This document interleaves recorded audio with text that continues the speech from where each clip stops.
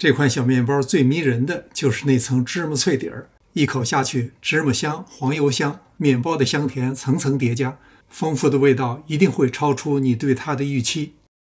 還記得小時候為了沾東西做的漿糊嗎？到了面點師這兒就叫湯種。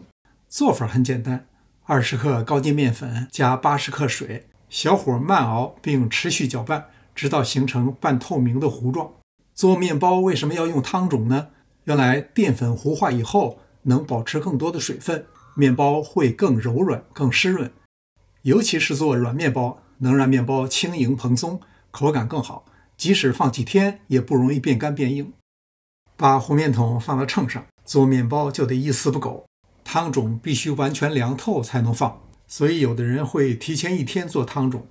倒入50克蜂蜜，1茶匙香草精，加水240克，或者用牛奶代替。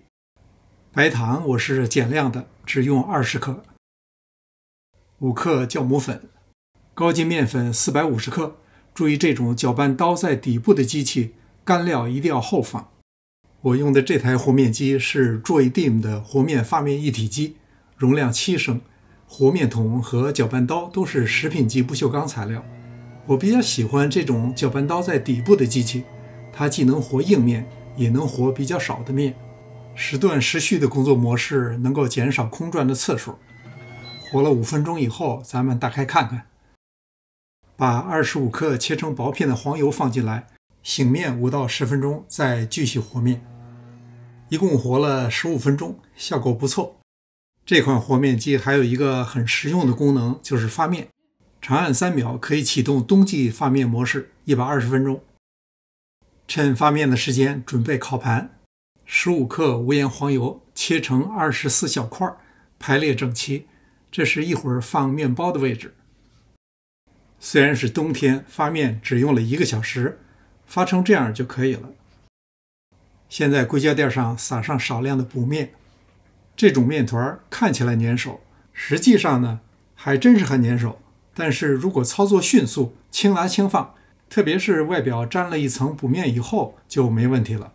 不用揉面，只是輕輕按壓，先整理成一個比較規整的圓形的厚餅，便於分成4等份。然後每一份再均分成3份，再把每一角團成一個圓球，光面朝上擺放。放的時候最好是排成隊列，這樣你就知道哪一個是先做的，哪一個是後做的。接下來的操作都是按照這個先後順序來進行。把第一個做成的面團擀成長形薄片，然後從上到下捲起來，捲的時候一定要捲實。捲到快要結束的時候，要把最末端用手指壓扁，這樣邊緣就更容易粘合在一起。等12個都做好以後，再從第一個開始重複剛才的動作。用手壓扁，再擀的時候，光面朝下，有折痕的一面朝上。案板上不面不能放太多，那樣面片容易回縮，不好擀。如果頂端能夠粘在案板上，向下擀就非常容易了。寬度大約是9厘米左右，捲到最後還是同樣的操作。我剛才用的 Joydim 和面機是華人生活館提供的，性價比不錯。如果您感興趣，視頻下方有產品鏈接和折扣碼。這一碗是面包底兒要蘸的料，配比是15克白糖，1湯匙白芝麻。